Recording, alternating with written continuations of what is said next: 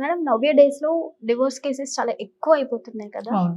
So ఇందులో మనం particularly చూసుకుంటే పేరెంట్స్ నుంచి ఫ్రెండ్స్ ఇంటర్ప్రిటేషన్ వల్ల ఎక్కువగా వీళ్ళ మ్యారేజ్ అనేది బ్రేక్ అవుతుంది. అవును. చాలా మందికి అవుతోంది. అవును. ఇంటర్ఫియరెన్స్ ఎక్కువ అవును. ఉంటుంది. ఏంటంటే చెప్పిన మాట వినడం అనేది అంటే ఏంటి? మనకు నమ్మకమైన వాళ్ళు చెప్పినప్పుడు మనం వింటాం. ఎవరైనా సరే.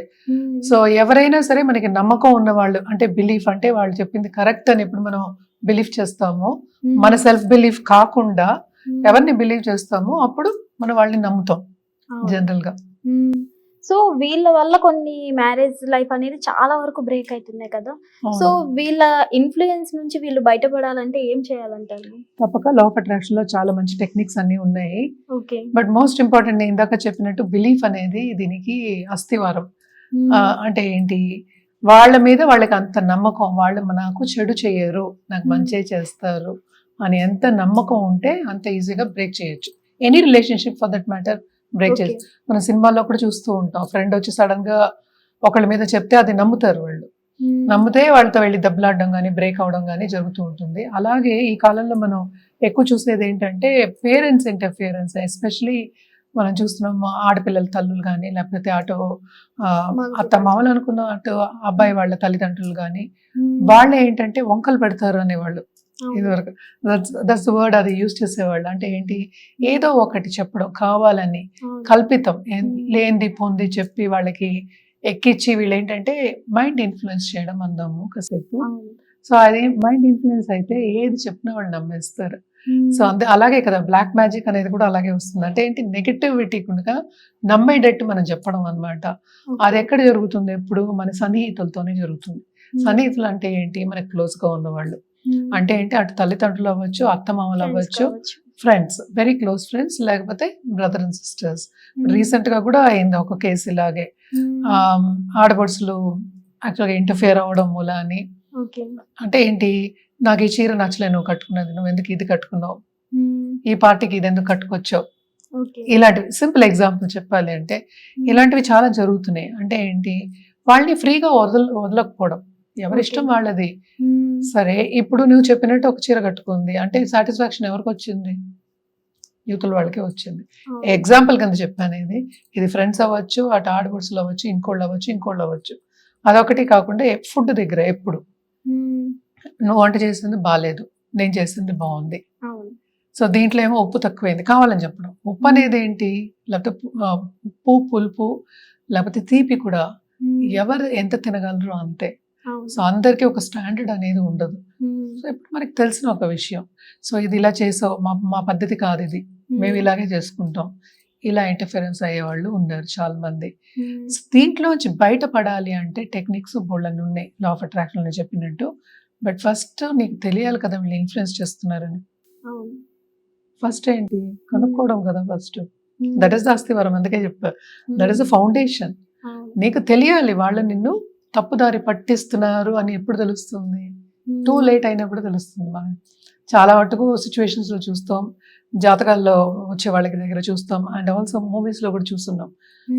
లాస్ట్ వరకు మనకి తెలియదు. ఎప్పుడైనా మనం గ్రహించినప్పుడు వీళ్ళు మన మీద అంటే ఏంటి బ్యాడ్ థాట్స్ వీళ్ళకి ఉన్నాయి అంటే పైకి జెలసీ అని మనకి ఎవరికి తెలియదు కదా. ఎవరి లోపల ఏముందో ఎలా తెచ్చాం అదే వాళ్ళు చెప్పింది నమ్ముతాం. ఫ్రెండ్స్ కూడా అలాంటి వాళ్ళు ఉన్నారు, విడిపోయిన వాళ్ళు ఉన్నారు. సో ఫస్ట్ ఏంటంటే ఇలాంటి వాళ్ళు ఎప్పుడు ఇన్ఫ్లుయెన్స్ అవుతారు? బిలీఫ్ లేనప్పుడు, ఎవరి మీద సెల్ఫ్ బిలీఫ్ లేనప్పుడు. సో నేను చేసింది నేను కరెక్టే, నువ్వెవరు నాకు చెప్పడానికి అంటే ఎవడేం చేయగలడు? అంటే ఏంటి? నిన్ను నువ్వు తెలుసుకున్నప్పుడు ఎవరేం చేయలేరు, నిన్ను కదపలేరు. నువ్వు వీక్ ఉన్నప్పుడే ఎవరో ఒకరు, వీక్ మైండ్ ఉన్నప్పుడే ఈజీగా ఇన్ఫ్లుయెన్స్ అవుతాం. సో ఇది ఫస్ట్ ఏంటంటే గ్రహించడం అనేది ఫస్ట్. అంటే నేను ఇలా ఉన్నాను, నాకు ఇలా ఉంది అని ఎప్పుడు నువ్వు ఫస్ట్ గ్రహిస్తావో మార్పు అనేది అప్పుడే ఏర్పడుతుంది. కానీ ఇక్కడ మోస్ట్ ఇంపార్టెంట్ ఏంటంటే మ్యారేజ్ గురించి మాట్లాడుతున్నాం. సో ఇంకో పర్సన్ ఇన్వాల్వ్ అయి ఉన్నాడు అంటే ఏంటి? క్లోజ్ రిలేషన్షిప్ అది. అండ్ నువ్వేమో కావాలని పెళ్లి చేసుకున్నావు, అందరి ముందు చేసుకున్నావు కదా, అటు పంచభూతాలు అండ్ ఆల్సో రిలేటివ్స్ ముందు, తల్లిదండ్రుల ముందు నువ్వు అదేంటి ఒక ప్రామిసే చేస్తావు. అక్కడ నువ్వేంటి అఫర్మేషన్ చేసుకున్నావు. అంటే ఏంటి? పంచభూతాలకు చెప్పాము మేము ఇద్దరం కలిసి ఉంటామని. సో ఏ మతంలో అయినా అదే, అందరి ముందు ఎందుకు నలుగురిని పిలిచి ఎందుకు భోజనాలు పెడతారు, రేపు వీళ్ళు విడిపోతాము అన్న థాట్ వచ్చినప్పుడల్లా మేము వీళ్ళందరి ముందు వీళ్ళందరూ ఉన్నారు నాకు సాక్ష్యం కింద అని గుర్తొస్తుందని. అందుకని ఇది వరకు కూడా 10 మందిని పిలిచి భోజనం పెట్టి ఒక పెళ్లి చేసేవారు. 10 మంది అని ఉత్తనే చెప్పని ఇంకా ఎక్కువ మంది అవ్వచ్చు, లేకపోతే ఇద్దరినైనా పిలవచ్చు, ఫ్రెండ్స్తో కూడా చేసుకోవచ్చు. బట్ ఇక్కడ ఏంటంటే ఇప్పుడు నువ్వు ఇన్ఫ్లుయెన్స్ అవుతున్నావు అని ఎప్పుడు తెలుస్తుంది అనేది మోస్ట్ ఇంపార్టెంట్. సో ఇన్ఫ్లుయెన్స్ ఎప్పుడు అవుతున్నావు నీకు ఎప్పుడు గ్రహిస్తావో అప్పుడు ఏంటంటే ఆ రిలేషన్షిప్ కూడా నిలబడుతుంది. సో అది ఆడైనా అవ్వచ్చు, అది మగైనా అవ్వచ్చు, సో రెండూ అవ్వచ్చు. ఎందుకని ఇది ఇంత స్ట్రాంగ్గా చెప్తున్నానంటే ఇట్ ఈస్ బికాస్ ఎప్పటికైనా సరే ఫ్రెండ్స్ తోటి ఎక్కువసేపు ఉంటాం. ఇంట్లో ఉండడం కన్నా మాట్లాడడం కానీ, లేకపోతే మెసేజ్లు చేయడం కానీ, లేకపోతే ఫోన్లో కంటిన్యూస్గా మాట్లాడడం కానీ, సన్నిహితులతోనే కదా మాట్లాడతాం మన దగ్గర ఉన్నవాళ్ళు. ఇంకోటి ఏంటి, మన కొలీగ్స్ తోటి, ఈ రెండే. సో ఎవరైనా సరే నీ పార్ట్నర్ మీద నెగిటివ్ చెప్పినప్పుడు అది యాక్సెప్ట్ చేయకూడదు ఫస్ట్ థింగ్. ఓకే, అంటే వాళ్ళు అంతే అని వదిలేయడం అంతే. ఇప్పుడు నీ గురించి నీకే తెలియదు పూర్తిగా, పక్క వాళ్ళ గురించి నీకు ఎలా తెలుస్తుంది? విన్నా సరే వదిలేయాలి అంతే, పట్టించుకోకూడదు. నువ్వు కదా ఆయనతో ఉంటున్నావు, లేకపోతే ఆవిడతో ఉంటున్నావు, సో పట్టించుకోకుండా వదిలేయడమే ఫస్ట్ టైం. కంటిన్యూస్గా చెప్పారంటే you should understand that they are trying to influence. దీంట్లో ఏంటి, ఇంకో చిట్టుకు ఉంది. ఇప్పుడు ఈ మధ్యన డిటెక్టివ్స్ ఎక్కువైపోయారు, ప్రీ మ్యారిటల్ ఇది కూడా వచ్చేస్తున్నారు. సో ఎందుకంటే రిలేషన్షిప్ ఉందా లేదా ఇవన్నీ తెలియడానికి కూడా చేస్తున్నారు.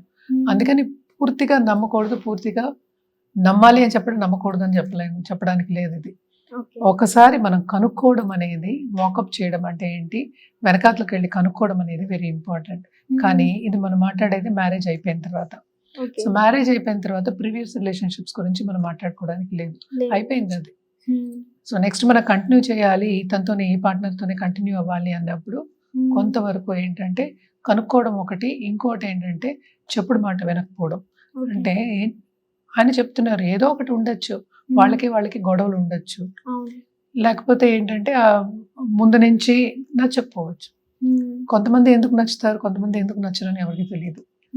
సో నచ్చకపోవచ్చు, దాని మూలాన్ని కూడా నెగిటివ్ కమెంట్స్ చేయొచ్చు. మూవీస్ లో అన్ని ఇవే చూపిస్తూ ఉంటారు, అటు మంచి చూపిస్తారు, అటు చెడు చూపిస్తున్నారు కదా.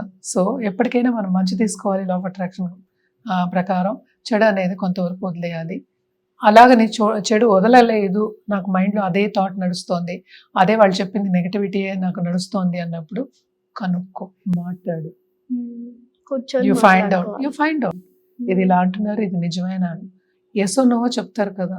ఇంతకీ బిలీఫ్ లేకపోతే వాళ్ళ ఫ్రెండ్స్ని అడుగు, ఓకే, వాళ్ళ పేరెంట్స్ని అడుగు, లేకపోతే చుట్టుపక్కల ఉన్న వాళ్ళని అడుగు, ఎవరి సన్నిహితులో అడుగు, తెలుస్తుంది కదా. మనం నిజమేంటో కనుక్కోవాలి, కనుక్కున్న తర్వాత మనం ఫార్వర్డ్ వెళ్ళాలి. అందుకని తల్లిదండ్రులు ఎప్పుడూ కరెక్ట్ కాదు, ఫ్రెండ్స్ ఎప్పుడూ కరెక్ట్ కాదు, కానీ ఎప్పుడూ రాంగ్ కూడా కాదు. మన మంచికి చెప్తారు, ఒక్కొక్కసారి ఏంటంటే చెప్పడానికి చెప్తారు. సో ఇవి రెండింటికి మనం బ్యాలెన్స్ చేసుకోవాలంటే సెల్ఫ్ బిలీఫ్ అనేది ఉండాలి. సెల్ఫ్ బిలీఫ్ ఉంటే కానీ సెల్ఫ్ ఎస్టీమ్ ఉండదు. సో ఎందుకంటే ఎవరు ఏది చెప్పినా ఇన్ఫ్లుయెన్స్ అయిపోతావు. నీకు సెల్ఫ్ ఎస్టీమ్ లేకుండా నేను చేయగలను, నేను చేయాలి. ఈ కాలంలో అసలు ఇదివరకు లాగా ఫస్ట్ మ్యారేజ్ లేకపోతే అసలు రిలేషన్షిప్ లేకుండా పెళ్ళైన వాళ్ళు చాలా తక్కువ మంది ఉన్నారు. లేరని చెప్పుకోవాలి అంతే, మనం అలా చెప్పొద్దు. సో చాలా తక్కువ మంది ఉన్నారు. సో మనకి తెలీదు. ఈవెన్ ఇది కూడా చిన్న పల్లెల్లో కూడా అవుతున్నాయి ఇవన్నీ. సో ఇవన్నీ ఏంటంటే ఫస్ట్ ట్రూత్ తెలుసుకో, తర్వాత ముందుకెళ్ళు. ఈయనే కావాలి, ఈవిడే కావాలి అంటే ఈ పార్ట్నరే కావాలి అనుకున్నప్పుడు కొంతవరకు కూర్చొని మాట్లాడుకుని సర్దుకుపోవడం అనేది మంచిది. అడ్జస్ట్మెంట్ అని చెప్పను, సర్దుకుపోవాలి. నీకు నచ్చపోతే నచ్చలేదని చెప్పు, ముందుకెళ్ళడం బెటర్. అందుకని అటు అమ్మ ఎప్పుడు కరెక్ట్, నేను ఈ పనులు చేయకూడదు, ఈ పనులు చేస్తే నాకేమో చిన్నతనం, నేనేమో స్లేవ్ అయిపోయాను, నేను వంట చేయలేను, ఇలాంటివన్నీ పెట్టుకోవచ్చు. చాలా మంది చెప్తున్నారు కదా, మేము వంట చేయము, మా పిల్లలు వంట చేయరు, చీరలు కట్టుకోరు, పూజలు అన్నప్పుడే ఏదో హాఫ్ సారీ వేసుకుంటారు, ఇలాంటివన్నీ చెప్తూ ఉంటారు. సో ఇవన్నీ కాదు, మన పద్ధతులు మనం పాటించుకోవడమే కదా. ఇక్కడ ఎవరి కోసం మనం చేయట్లేదు, మన కోసం మనం చేసుకుంటున్నాం. సో ఫస్ట్ థింగ్ ఎప్పటికైనా సెల్ఫ్ బిలీఫ్ ఉంటే ఇవన్నీ సర్దుకుపోతాయి. అండ్ ఇన్ఫ్లుయెన్స్ అవ్వకుండా ఉండడానికి this is the most important trick అన్నమాట. ఓకే, హిట్ టీవీ యాప్, ఇందులో short news, live news, entertainment shows, movies, digital magazines తో పాటు మీ జిల్లా వార్తలను కూడా ఫ్రీగా చూడొచ్చు. ఇంకెందుకు ఆలస్యం, వెంటనే హిట్ టీవీ యాప్ ని డౌన్లోడ్ చేసుకుని ఫ్రీగా ఎంటర్టైన్మెంట్ పొందండి. Hit TV app. Hit TV app. Hit TV యాప్ని ఫ్రీగా డౌన్లోడ్ చేసుకొని ఎంజాయ్ చేయండి. మీకు నచ్చిన ఎంటర్టైన్మెంట్ కోసం హిట్ టీవీ యాప్ ని ఫ్రీగా డౌన్లోడ్ చేసుకుని ఎంజాయ్ చేయండి. హిట్ టీవీ యాప్ని డౌన్లోడ్ చేసుకుని ఆస్వాదించండి, ఆశీర్వదించండి. ఇంతమంది సెలబ్రిటీలు హిట్ టీవీ యాప్ ని డౌన్లోడ్ చేసుకోండి అని చెప్తున్నారంటే ఎంత మంచి యాప్ ఆలోచించండి. అమెరికా అమెరికా అమెరికా అమెరికాలో చదవాలనుకునే వాళ్ళకి విశ్వసనీయమైన పేరు మన శౌర్య consultancy. UK Law 1 Year Masters. UK Law 1 Year Masters. 2 years work permit up to 5 years visa. Contact Saurya Consultancy. Contact 89851 89851.